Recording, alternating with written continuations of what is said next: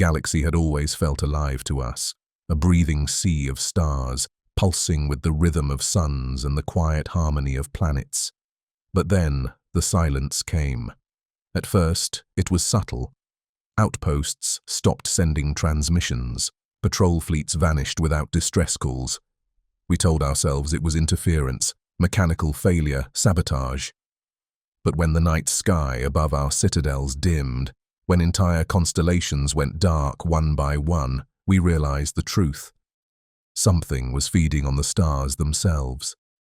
I was stationed on the frontier when we saw it for the first time. Not a ship, not an armada. A shadow moving against the void, vast and writhing, as though the darkness itself had learned hunger. Its limbs were long and skeletal, glistening with a sheen that reflected no light. Along its sides, pulsing sacs flickered, not with flame, but with devoured starlight trapped inside translucent flesh. We fired on it. Lances of plasma, missiles laced with neutron cores, detonations that could crack moons. They vanished into the folds of its body, absorbed as if our weapons were nothing but raindrops in an endless ocean. Then came the sound, not heard, but felt. A vibration in the bones, a chorus of gnashing hunger echoing across the void. That was the night the first star system died. Entire worlds went cold as the creature wrapped itself around their sun, siphoning its fire into its hollow veins. Billions of lives snuffed out in the span of a heartbeat, and when it was done, it moved on, slow, deliberate, patient, searching for the next feast. We thought it was a beast. We prayed there was only one. But in the silence that followed, in the growing emptiness where once there had been light, we began to understand. It was not alone. And they had only just begun. The Zephyrian Confederacy had ruled the outer spiral for 3,000 years. Their crystalline ships moved like predators through space, sleek and angular, powered by cores that hummed with captured stellar energy.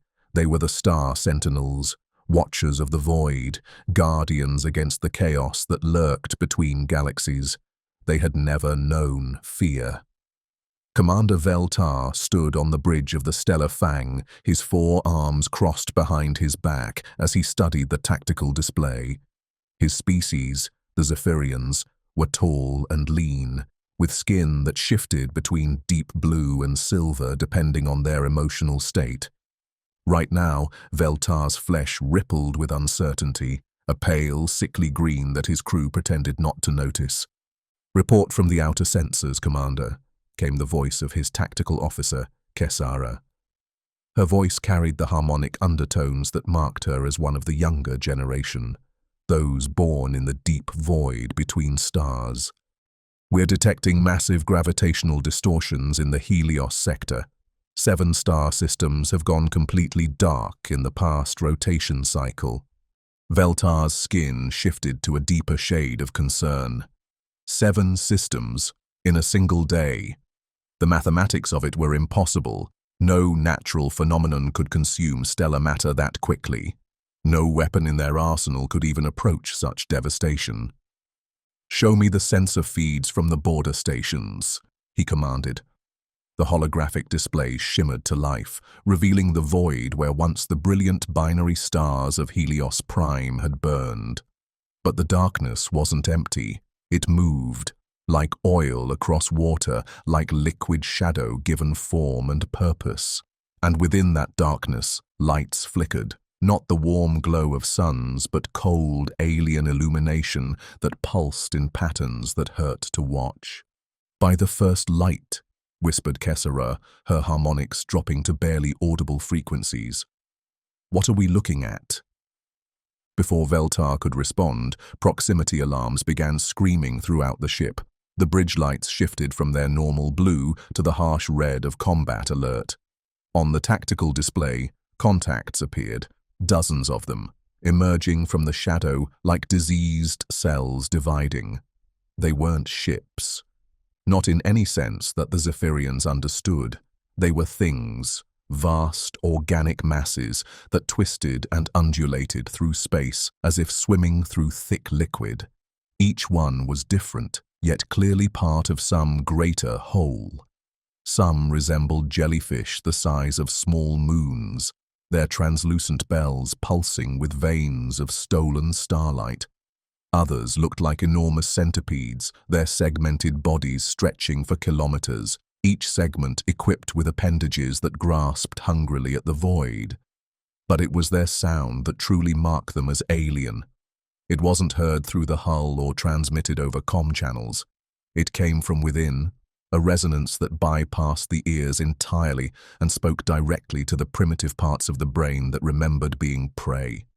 A chorus of endless hunger, of appetite so vast and ancient that they made mockery of mortal understanding. All ships, battle formation. Veltar's command cut through the growing panic on his bridge. Deploy the stellar lances and charge the Nova cores. We end this here and now. The Stellar Fang was the pride of the Confederacy fleet, a kilometer-long predator built for one purpose: killing things that shouldn't exist. Its weapons had cracked planets and turned entire asteroid fields to cosmic dust. Around it, 37 other vessels moved into attack formation, their hulls gleaming with the same crystalline technology that had made the Zephyrians masters of their corner of the galaxy. The first volley lit up the void like a newborn star. Particle beams that could melt through neutronium, plasma torpedoes carrying the compressed fury of dying suns, kinetic projectiles accelerated to significant fractions of light speed, all of it focused on the nearest creature, a writhing mass that looked like a fusion of spider and nightmare. The weapons struck home. For a moment, Veltar allowed himself to hope as brilliant explosions bloomed across the creature's hide, but then the light faded, and the thing was still there. Not just intact, feeding. The energy from their weapons was being absorbed, channeled through its body like nutrients through a bloodstream. As they watched in growing horror, the creature grew, its mass expanding as it incorporated their attacks into its own biology. "Impossible," breathed Kessara. "Nothing can absorb that much energy without—" Her words were cut off as the creature responded, not with weapons. It had no need for such crude tools. Instead, it simply reached for them. Tendrils of living shadow extended from its body, moving faster than anything that size had any right to move. They passed through the shields, as if they weren't there, wrapping around the hull of the frigate Morning Star, like a lover's embrace. The ship's death scream lasted exactly 14 seconds. Through the tactical feed, Veltar watched as the creature's appendages pierced the hull and began to drink. Not just the ship's energy, but everything: the metal of the hull, the atmosphere within, the very life force of the 300 crew members aboard.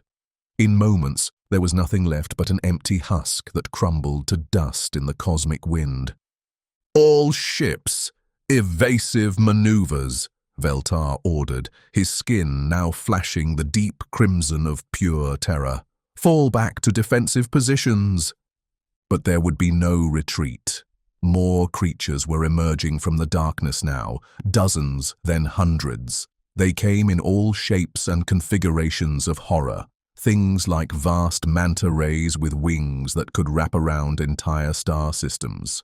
Serpentine horrors that coiled through space in impossible knots, and others that defied description altogether. Some seemed to be made of living metal that flowed like mercury. Others appeared to be composed of crystallized time itself, their surfaces showing glimpses of past and future in nauseating kaleidoscope patterns. The battle that followed wasn't really a battle at all. It was a feeding frenzy. The Zephyrian fleet fought with the desperate fury of the dying. They unleashed weapons that had never been used in anger, experimental technologies that warped space-time itself and turned matter into exotic states that shouldn't have been able to exist. For brief moments, it seemed like they might actually hurt these things, One creature writhed as a quantum disruptor turned portions of its body into pure probability waves. Another retreated when a gravity well collapsed several of its feeding tendrils into microscopic singularities. But for every wound they inflicted, the creatures adapted. They learned, and they grew. Veltar watched 20 ships die in as many minutes, each death feeding the swarm, making it stronger and more numerous. The creatures weren't just consuming the vessels, they were incorporating them, integrating Zephyrian technology into their own biological matrix. He saw one horror sprout weapons that looked disturbingly similar to their own plasma cannons, while another began generating energy shields that perfectly mimicked Zephyrian defensive systems.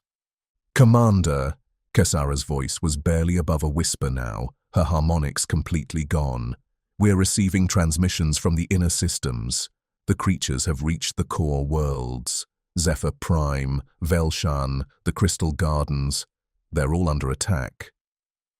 The display updated with new tactical data, and Veltar's 4 hearts nearly stopped.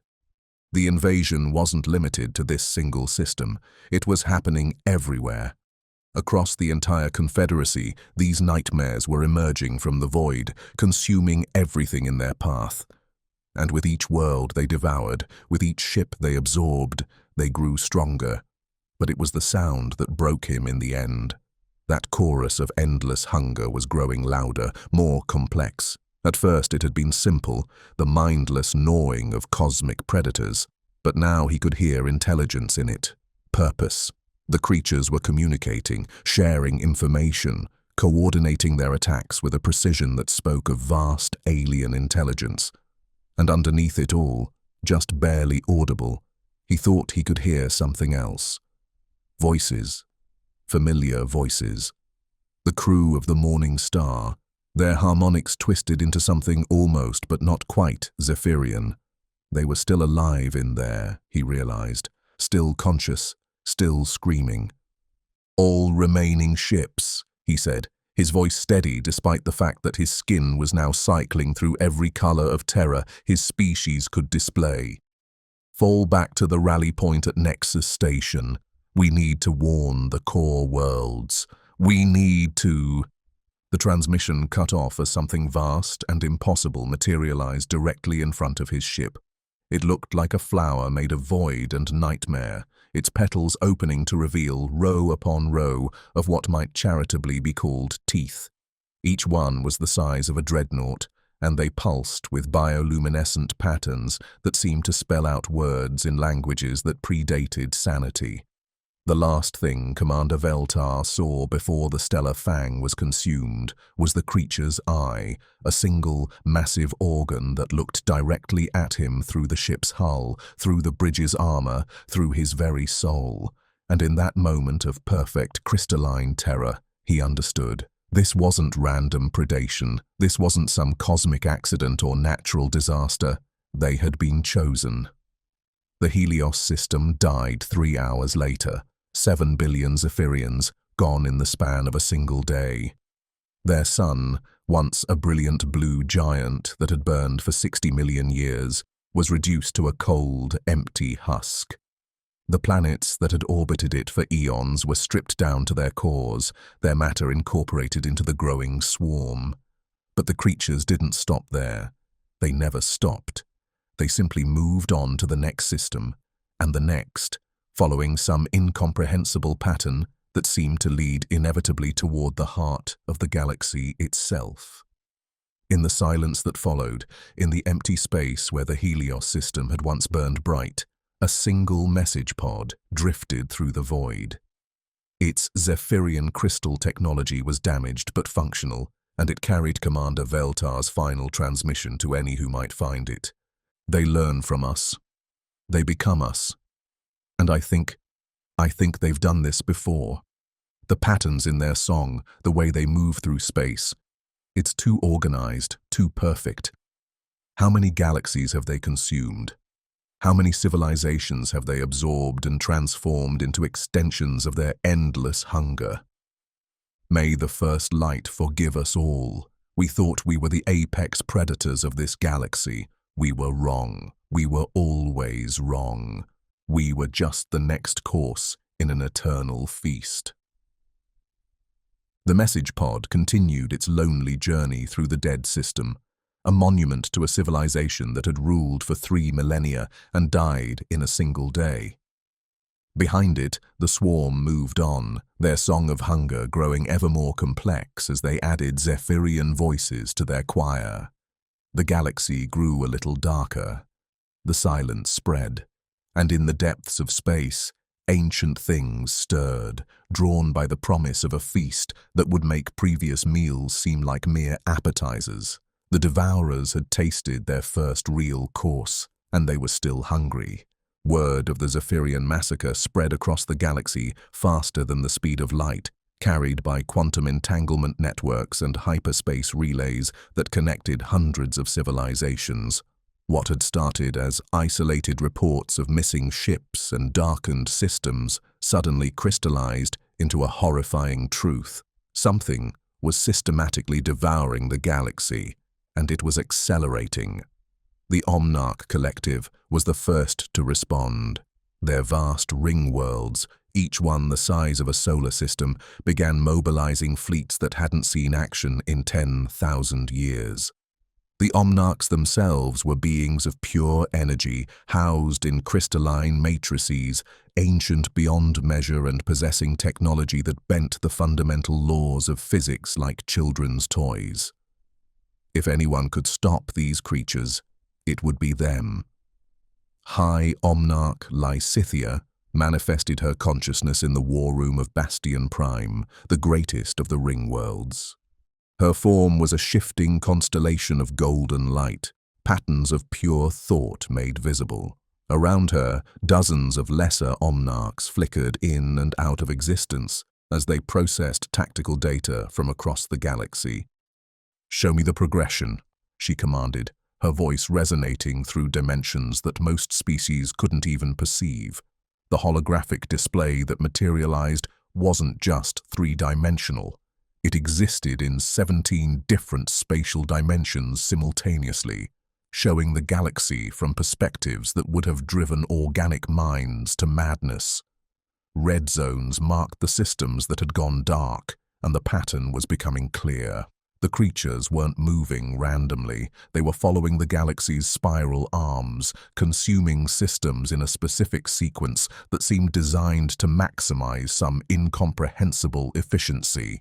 237 systems confirmed lost, reported Sub-Omnarch Kellyan, his form flickering with stress patterns that spoke of calculations too vast for lesser minds to grasp. Estimated biomass consumed, 7,400 billion sentient beings. Energy absorption, equivalent to the total output of 43 main sequence stars. But it was the tactical analysis that truly chilled the ancient beings. The creatures weren't just consuming matter and energy, they were adapting. Each battle, each fallen world, added new capabilities to their repertoire. Wreckage from Zephyrian ships had been integrated into their biology. Their song now carried harmonics that perfectly mimicked Zephyrian communication protocols. They were becoming a hybrid horror, part alien nightmare and part familiar technology. "They're learning," Lysithea observed, her golden radiance dimming with something that might have been fear, if beings like the Omnarchs were capable of such primitive emotions. Every civilization they consume makes them stronger, more versatile. At this rate of adaptation and expansion, they'll reach the core worlds within 3 galactic rotations. The decision was unanimous among the collective: total war, not the careful, measured conflicts they'd fought against other civilizations over territorial disputes or resource allocation. This was a war for the very survival of galactic civilization itself. The first Omnarch battle fleet to encounter the Devourers consisted of ships that existed partially outside normal space-time, their hulls forged from crystallized dark matter and powered by miniature black holes. Their weapons were works of art as much as instruments of destruction, stellar compression cannons that could turn any star into a supernova on command. reality anchors that could freeze sections of space-time solid, and quantum destabilizers that could retroactively prevent their targets from ever having existed. Admiral Corinth of the 7th Fleet was a veteran of 1,000 campaigns, his energy form flickering with the accumulated wisdom of 50 millennia. He had personally overseen the destruction of 3 hostile civilizations and the pacification of 17 more. Nothing in his vast experience had prepared him for what emerged from the void to meet his forces. The creatures had grown. The simple, bestial horrors that had consumed the Zephyrians had evolved into something far more terrifying, a perfectly organized swarm intelligence that moved with purpose and precision. They came in formations now, their movements coordinated to a degree that would have been impossible for biological entities. Some had incorporated Zephyrian shield technology into their carapaces. Others had grown weapon appendages that fired concentrated beams of stellar plasma, their own twisted version of the Zephyrians' signature weapons. But it was their new additions that made Corinth's energy form flicker with genuine alarm. Mixed among the familiar horrors were new variants, creatures that looked disturbingly similar to Omnarch technology. Geometric beings of living crystal that pulsed with stolen starlight, entities that existed in multiple dimensions simultaneously, their forms shifting through spatial configurations that hurt to perceive directly. "Impossible," he transmitted to his fleet. "They couldn't have encountered our forces yet." "How do they possess our dash?" The answer came in the form of a transmission that cut across all frequencies simultaneously. Not words. The creatures had no need for such crude communication, but pure information downloaded directly into every conscious mind in the fleet. Images, memories, experiences that weren't their own. They saw the Omega Station incident from 3 cycles ago, a deep space research facility that had simply vanished without explanation, its disappearance attributed to a failed experiment with exotic matter. But the memories showed the truth. The station had been infiltrated, its crew consumed, its technology absorbed. The creatures had been studying Omnarch civilization for years, learning their weaknesses, preparing for this moment. The battle that followed redefined the concept of stellar warfare. The Omnarchs unleashed weapons that rewrote the laws of physics in localized areas, turning space itself into a weapon. They collapsed entire sections of the battlefield into pocket dimensions, fired salvos of weaponized black holes, and deployed reality storms that transformed matter at the quantum level. For the first time since their awakening, the creatures seemed to take damage. Several of the hybrid monstrosities were torn apart by dimension-shear weapons, their exotic matter scattered across 17 different planes of existence. Others were caught in temporal loops, trapped in moments of eternal dying that kept them from regenerating. But for every creature destroyed, 3 more emerged from the void. And worse, they were learning from the Omnarch's weapons in real time, adapting their biology to counter each new threat. When the 7th Fleet deployed their signature weapon, a stellar compression bomb that could collapse an entire star system into a singularity, the creatures simply absorbed it.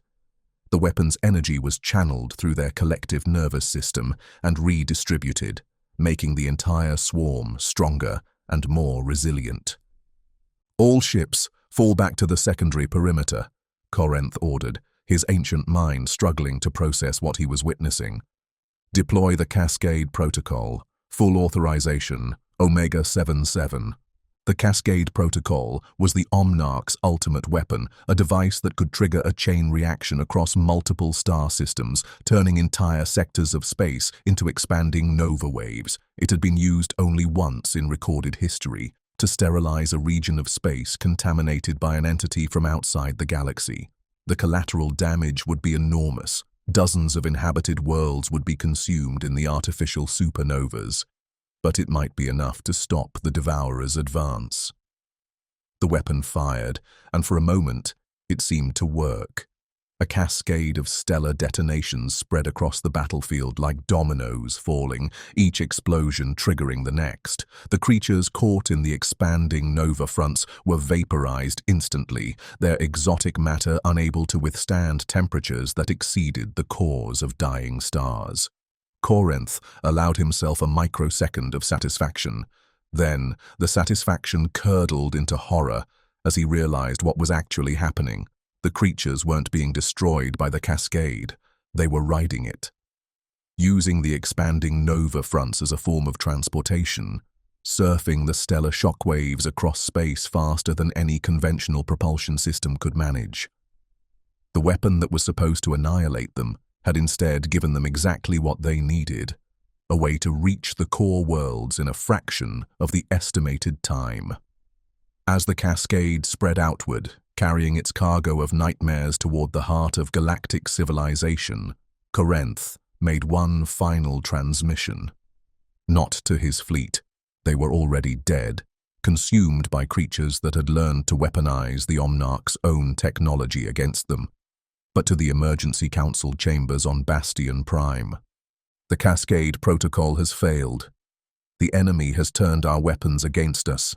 Estimated time to core world contact, 700 cycles, not 3 rotations. All remaining fleets are to fall back to the inner perimeter immediately, and someone needs to contact the Ancients. We're going to need every weapon, every ally, every desperate chance we can find. Because I don't think we're fighting invaders anymore. I think we're fighting the galaxy's new apex predators, and they've decided we're prey. The transmission cut off as Corinth's flagship was enveloped by something that had once been a creature of void and hunger, but now pulsed with geometric patterns of stolen Omnarch technology. His final sensation was of his consciousness being absorbed, analyzed, and integrated into something vast and alien and utterly without mercy. The war across the constellations had lasted exactly 18 standard hours. In that time, 47 star systems had been consumed, 13 separate fleets had been annihilated, and the creatures had evolved from simple predators into a technological horror that combined the worst aspects of every civilization they'd encountered. But perhaps most terrifying of all was the realization spreading through the surviving command centers. The creatures weren't just consuming civilizations randomly, they were selecting them, choosing specific technologies, specific capabilities, specific evolutionary advantages to incorporate into their ever-growing collective. The Zephyrians had given them energy absorption and harmonic communication. The Omnarchs had provided dimensional manipulation and reality-altering weapons. Each conquest added new tools to their arsenal, new capabilities to their growing intelligence. The question that kept the surviving military commanders awake in their bunkers was simple and terrible. What would they learn next? And more importantly, what were they building toward? What did a collective intelligence that could consume stars and reshape reality actually want? The answer, when it came, would prove to be worse than any of them had imagined. But that revelation was still cycles away, hidden in the deep void between galaxies where ancient things waited with patience that spanned geological ages. For now, all they could do was watch the red zones spread across their tactical displays, each one representing billions of lives consumed, entire civilizations reduced to nothing more than biomass and energy to feed an appetite that grew larger with every meal. The galaxy was dying, and its killers were learning to love the taste. The evacuation of the core worlds was chaos given form, a desperate exodus that stretched across light years as billions of refugees fled toward the only place left that might offer sanctuary, Terminus Forge, the last citadel.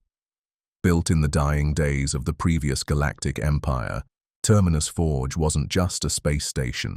It was a monument to paranoia and desperation, constructed by beings who had seen their civilization crumble and were determined that something, anything, would survive the collapse. The station existed within the photosphere of a massive red supergiant star called Piraxis, a stellar titan so large that its surface could have contained 100 systems like Sol. Living inside a star was madness, but it was madness with a purpose. No fleet could assault a fortress protected by stellar plasma hot enough to vaporize planets. No weapon could penetrate defenses powered by the fusion reactions of a dying sun. For 12,000 years, Terminus Forge had been considered the ultimate sanctuary, a place where the desperate could make their final stand. Now it would serve that purpose one last time. High Admiral Thane Vexara stood on the command deck of the Citadel, watching refugee ships pour through the star's outer layers like metallic rain. His species, the Carathians, were built for war, 8 feet tall, covered in natural armor plating, with 4 arms that could each wield weapons designed to kill gods. But even Vexara's intimidating presence couldn't hide the exhaustion that had settled into his bones like a disease. "Status report," he growled, his voice carrying the harmonic undertones that marked him as one of the old guard, a veteran of conflicts that predated most civilizations. "Refugee Fleet Gamma 7 has just made transit through the stellar barrier," reported his aide, Sub-Admiral Krill. The younger Carathian's armor was scored with battle damage from the retreat from the Outer Rim, one of the few survivors of Admiral Corinth's failed defense. Total evacuees now number at 4.7 trillion beings from 218 different species.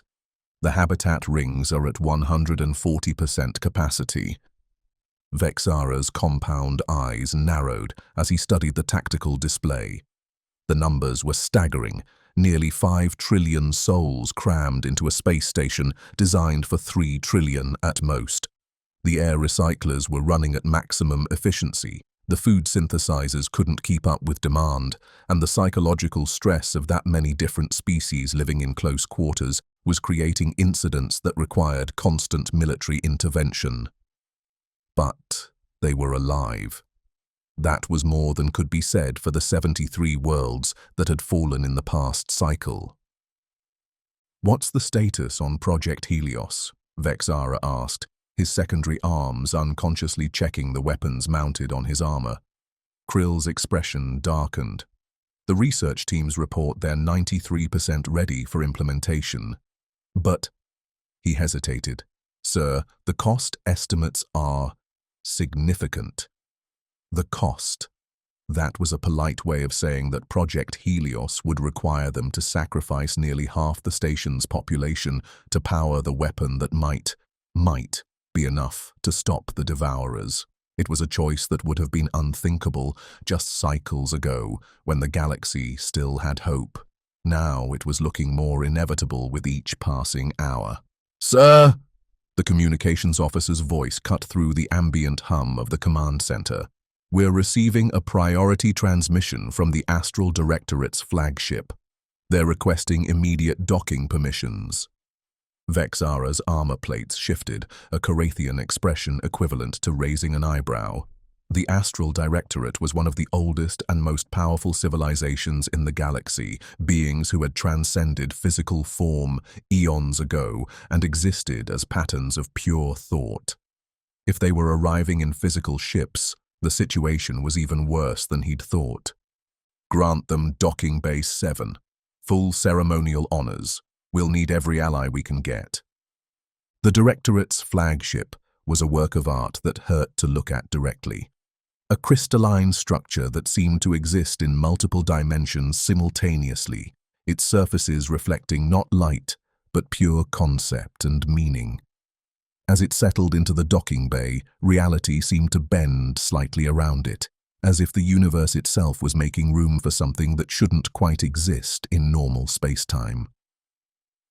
Director Eshellan materialized on the command deck in a shower of silver light, her form constantly shifting between different states of existence. One moment she appeared as a humanoid figure composed of living starlight, the next as a geometric pattern that conveyed meaning directly to the minds of those who observed it.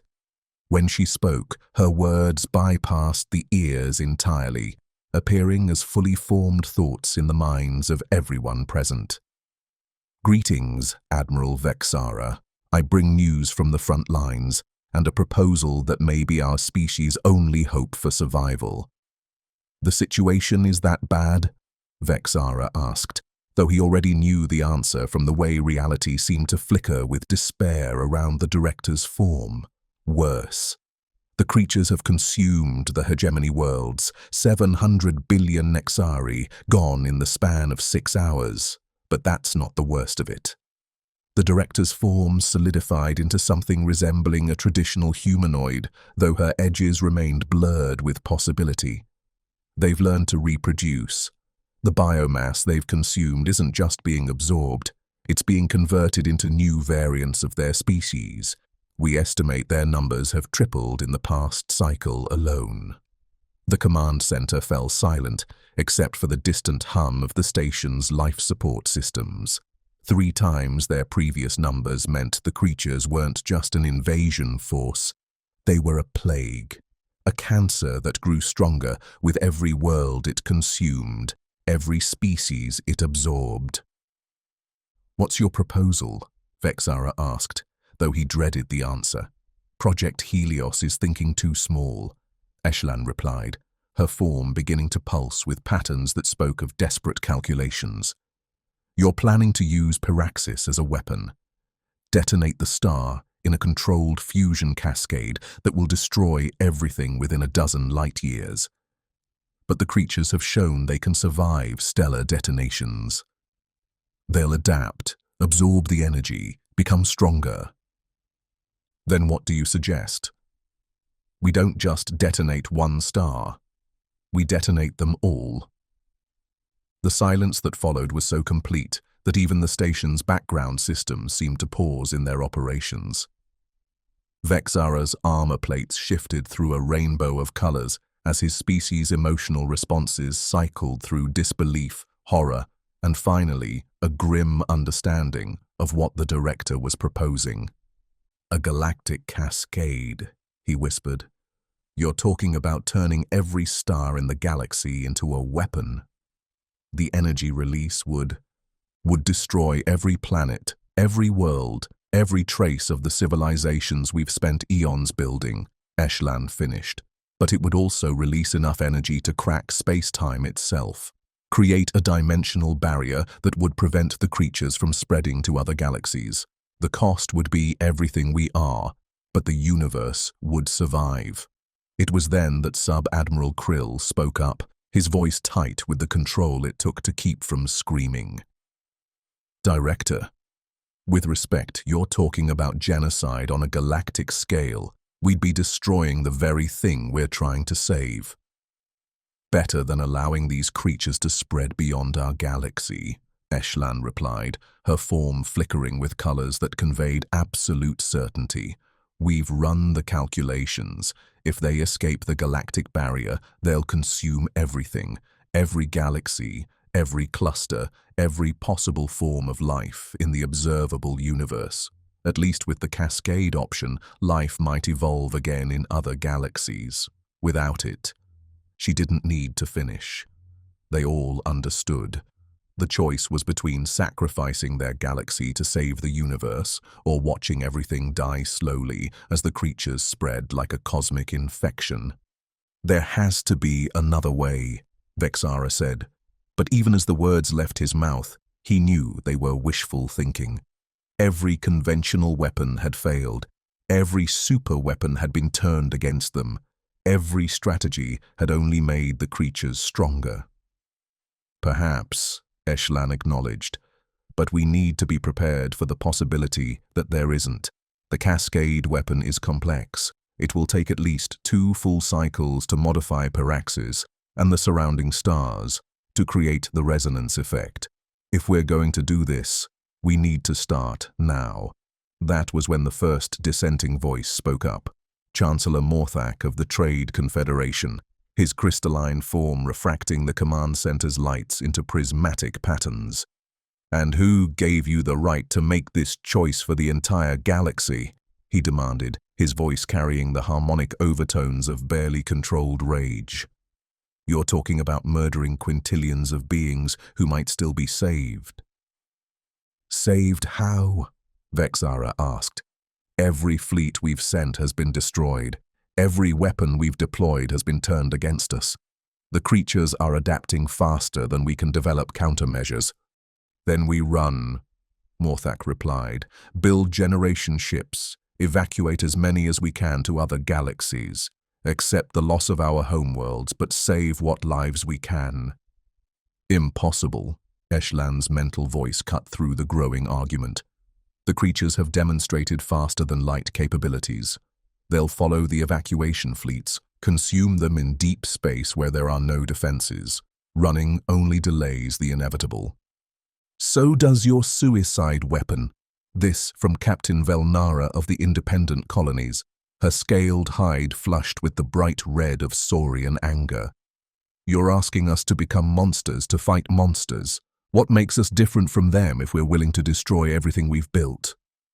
The argument that followed split the command center into factions, those who supported the Cascade weapon as a desperate last resort, those who wanted to attempt evacuation to other galaxies, and those who still believed conventional military action might succeed if they could just find the right strategy, the right weapon, the right miracle. It was Vexara who finally cut through the chaos, his voice carrying the authority of someone who had commanded fleets when most of the beings present were still young. "Enough. We don't have the luxury of philosophical debates. Director Eshlan, begin preliminary modifications to Pyraxis. Full authorization. Code Omega Black 7. Chancellor Morthak, start organizing the evacuation fleets. We'll need them regardless of which option we ultimately choose. Captain Velnara, coordinate with the remaining military commanders. If there's a conventional solution to be found, we need to find it in the next 2 cycles." But even as he gave the orders, Vexara couldn't shake the feeling that they were merely choosing the manner of their civilization's death. The creatures had proven themselves adaptable beyond any natural organism's capability. They learned from every encounter, incorporated new technologies and abilities with each world they consumed. How long before they learned to survive even a galactic cascade?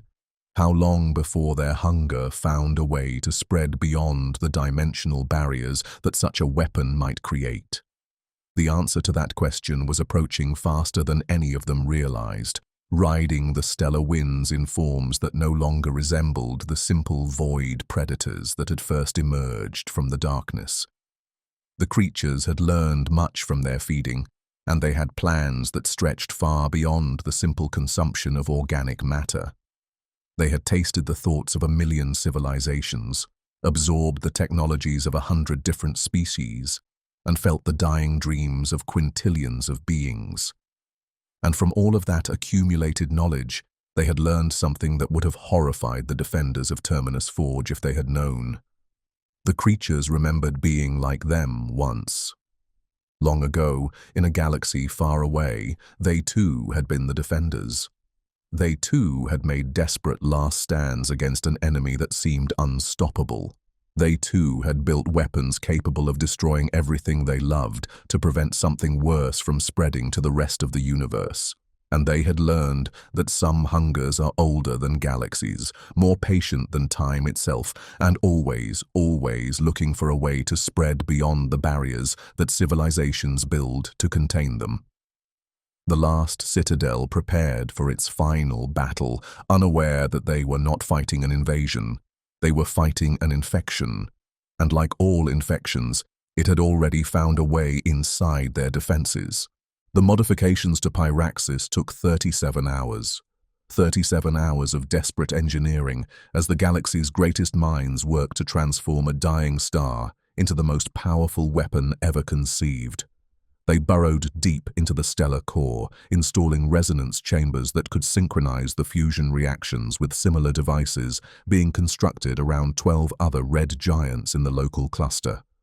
The mathematics were staggering. When activated, the cascade would create a chain reaction that would propagate across subspace, turning every star within 1,000 light-years into a coordinated supernova.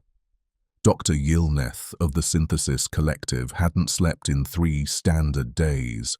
Her cybernetic implants were running hot, processing calculations that would have overwhelmed organic neural networks. Around her, teams of engineers from a dozen different species worked in the hellish environment of Paraxis's outer layers, their environmental suits straining against radiation that could have powered small worlds.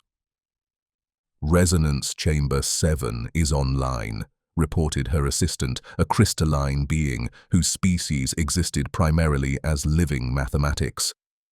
Harmonic frequencies are locked at 97% synchronization with the primary matrix. Yilneth allowed herself a moment of grim satisfaction. When they activated the weapon, it would be the most precisely orchestrated destruction in galactic history. 12 suns dying in perfect harmony, their combined energy release creating a dimensional rift that would seal off their galaxy from the rest of the universe. Nothing could survive that level of coordinated stellar destruction. Nothing except, perhaps, creatures that had already demonstrated they could absorb the energy of dying stars. "Doctor," came a voice from the communication array, cutting through her dark thoughts. "Admiral Vex Ara is requesting your immediate presence in the command center, Priority Alpha." The journey from the stellar engineering base to the command center should have taken 15 minutes. Yilneth made it in 7, her cybernetic legs carrying her through corridors packed with refugees at speeds that would have been impossible for purely organic beings. The crowds parted before her. Word had spread that she was one of the architects of their last hope, and even species that had been enemies for millennia looked at her with something approaching reverence. She found the command center in chaos, not the organized chaos of military efficiency, but the desperate, barely controlled panic of beings who had just received news that shattered their last hopes. "Report!" Vex Ara barked as soon as she entered. The massive Carathian was hunched over a tactical display, his 4 arms manipulating controls with mechanical precision. But Yilneth's enhanced sensors could detect the stress patterns in his bioelectric field. He was operating on pure adrenaline and military discipline. "The creatures have reached the inner perimeter," Director Eshlan announced, her form flickering with patterns that spoke of barely contained despair. "They've consumed the sanctuary worlds. All of them. 300 billion souls, gone in the span of 4 hours. The tactical display updated, showing the expanding red zones that marked the creature's advance. They were less than 6 light-years away now, close enough that the station's long-range sensors were picking up their approach. And what the sensors showed defied every expectation they'd had about their enemies. The creatures had changed again. The simple void predators that had first emerged from the darkness were gone, replaced by something that looked like a fusion of organic nightmare and technological precision. Some resembled living ships the size of small moons, their hulls covered in sensor arrays and weapon systems clearly derived from consumed civilizations. Others had evolved into pure energy forms that moved through space like malevolent aurora, their bodies crackling with power stolen from a dozen different star systems. But it was their formation that truly terrified the defenders. They moved with perfect coordination, their approach vectors calculated to the microsecond. This wasn't the chaotic swarming of animals. This was military precision that would have impressed the galaxy's greatest tacticians. "They're not just adapting anymore," Yilneth observed, her cybernetic processors analyzing the movement patterns. "They're planning, strategizing. That level of coordination suggests a command structure, unified intelligence across the entire swarm." "How long until they reach us?" Vex Ara asked, though his tone suggested he already knew the answer wouldn't be pleasant. "At current velocity, 18 hours, came the reply from the navigation officer. "But, sir, they're not approaching directly. They're surrounding us, taking up positions around Paraxis in a perfect sphere formation. It's like they know we're planning something." The silence that followed was pregnant with implications none of them wanted to consider. If the creatures knew about the cascade weapon, if they had somehow learned about their desperate plan, then everything they'd worked for was already lost. It was Sub-Admiral Krill who voiced what everyone was thinking. They could have intelligence assets among the refugee population, infiltrators, shapeshifters, absorbed beings who still retain their memories but serve the collective now. The paranoia that followed that suggestion spread through the command center like a plague. Every face became suspect, every ally potentially compromised. How long had the creatures been watching them? How much did they know about Terminus Forge's defenses, about the cascade weapon, about their desperate plans? "It doesn't matter," Vexara declared, his voice cutting through the growing panic. "Infiltrators or not, we proceed with the operation. Dr. Yilneth, what's the current status of the cascade matrix?"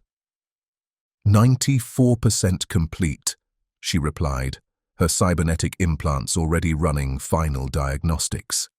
"We can achieve detonation synchronization in approximately 6 hours. But Admiral, if they know what we're planning, they might try to disrupt the resonance chambers. If even one of the 12 stars fails to detonate in sequence, the cascade will collapse and we'll have murdered 12 star systems for nothing," Vexara finished grimly. "I understand the risks, Doctor. Proceed with final preparations." But even as the orders were given, even as the greatest minds in the galaxy worked to complete humanity's final gambit, the creatures began their own preparations. They didn't attack the station directly. That would have been crude, inefficient. Instead, they began to sing. The sound started as a barely perceptible vibration, transmitted through the stellar medium itself. At first, the station's crew attributed it to normal stellar activity. Peraxis was a dying star, after all, prone to unpredictable fluctuations. But as the hours passed, the vibration grew stronger, more complex, until it became impossible to ignore. It wasn't random noise. It was a song, a harmony that spoke directly to the primitive parts of organic brains. And buried within that cosmic melody were voices, familiar voices. The crew of destroyed ships, the populations of consumed worlds, all of them singing in perfect unison.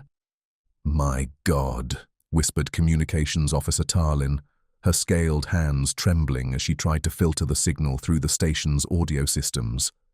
"They're still alive in there, all of them. The creatures don't just consume us, they preserve us, integrate us into their collective consciousness."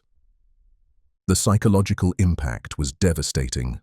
Across the station, beings who had thought their loved ones were simply dead now had to confront the possibility that they were trapped inside alien nightmares, their consciousness subsumed into a hive mind that used their memories and personalities as weapons against their own species. Suicides began within the first hour, then desertions, as desperate refugees tried to steal ships and flee into the void. The station security forces were stretched to the breaking point, trying to maintain order, while the creature's song grew louder, more complex, more psychologically devastating. But it was the content of the song that truly broke the defenders' morale. Because buried within the alien harmony, they could hear tactical information, troop movements, defensive positions, the exact specifications of the cascade weapon. The creatures weren't just trying to demoralize them, they were conducting psychological reconnaissance, using the absorbed minds of their victims to gather intelligence about their final target. "Sir," Dr. Yilneth's voice was steady, but her bioelectric readings showed stress levels that should have been fatal for her species. "We're receiving confirmation from all 12 resonance sites. The cascade matrix is ready for activation." Vexara looked around the command center one last time, taking in the faces of beings from hundreds of different worlds, all united in their desperate hope that this impossible gambit might actually work. Then he activated the station-wide communication system. "Citizens of the last citadel," His voice echoed through every corridor, every habitat ring, every cramped refugee shelter. In approximately 1 hour, we will activate the cascade weapon. The energy release will be significant. Those of you in the outer habitat rings should move to the core sections immediately. Emergency bulkheads are being sealed, life support systems are being isolated. We estimate a 73% survival rate for the station itself. He paused, allowing the implications to sink in. Nearly 2 trillion beings were about to die, so that the remaining 3 trillion might survive the weapon's activation. It was a calculus of desperation, a mathematics of survival that reduced entire civilizations to mere statistics. The cascade will destroy every star system within 1,000 light-years, he continued. Billions of worlds, trillions of lives, the accumulated history and culture of our entire galactic civilization. But it will also create a dimensional barrier that should prevent the creatures from spreading beyond our galaxy. Our deaths will not be meaningless. They will be a firewall to protect the universe itself. The silence that followed was broken only by the growing intensity of the creature's song, now so loud that the station's hull was beginning to resonate in harmony with their alien music. All hands, prepare for cascade activation. May the light of dying stars guide us to whatever comes after. Dr. Yilneth's cybernetic fingers hovered over the activation controls. 12 red giants, their cores modified into resonance chambers, waited for her command. Around Paraxis, the creatures maintained their perfect sphere formation, their forms pulsing with anticipation. She pressed the activation key. For a moment, nothing happened. Then the universe screamed. 12 suns died simultaneously, their deaths synchronized to the nanosecond. The energy release was beyond description, not just light and heat, but raw creation energy that tore holes in space-time itself. The shockwaves propagated faster than light, carried by the resonance matrix that the engineers had spent days constructing, and for exactly 17 seconds it looked like it might actually work. The creatures caught in the expanding nova fronts were vaporized instantly, their exotic matter unable to withstand temperatures that exceeded the moment of cosmic creation. The dimensional barriers began to form, visible as massive walls of crystallized space-time that sealed off entire sectors of the galaxy. But then the creatures did something that no one had anticipated. They began to harmonize with the cascade itself. Instead of being destroyed by the coordinated supernovas, they used the energy release as a medium for communication, a carrier wave that allowed them to synchronize their collective consciousness across galactic distances. The song that had been demoralizing the station's defenders became a coordination protocol, allowing the creatures to act as a single vast organism spanning light years. And once they were truly unified, they began to feed, not on matter this time, but on the cascade energy itself. The dimensional barriers that were supposed to contain them became conduits, channels through which they could absorb the raw creative force of dying stars.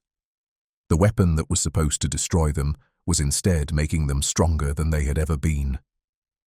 "Impossible," Dr. Yilneth whispered, watching her instruments register energy levels that shouldn't have been able to exist. They're not just surviving the cascade, they're using it to evolve. On the tactical display, they watched in horror as the creatures began to change once again. The energy they were absorbing wasn't just making them larger, it was making them more complex, more intelligent, more fundamentally alien. Some began to take on characteristics that seemed to exist outside normal space-time, their forms flickering between dimensions. Others became living embodiments of the cascade energy itself, beings of pure destructive force that could unmake matter at the quantum level. "All stations, emergency protocols," Vexara ordered, but his voice carried the weight of defeat. "Prepare for imminent breach of the stellar defenses." The creatures were no longer approaching Terminus Forge. They were becoming it. The cascade energy had given them the power to exist within stellar environments, and they were using that capability to infiltrate Pyraxis itself. The star that had been their ultimate fortress was becoming the very avenue of their destruction. As the first creatures materialized within the station's corridors, their forms crackling with cascade energy and singing with the voices of the consumed, the defenders of the last citadel finally understood the true scope of their enemy's intelligence. The creatures hadn't just adapted to their weapons, they had manipulated them into creating the exact conditions needed for the next phase of their evolution. The cascade wasn't their defeat, it was their apotheosis, and now, powered by the death of 12 suns and armed with the accumulated knowledge of every civilization they had consumed, they were ready to begin their true purpose. The feast was over. The real work was about to begin. The creatures moved through Terminus Forge with surgical precision, converting rather than consuming.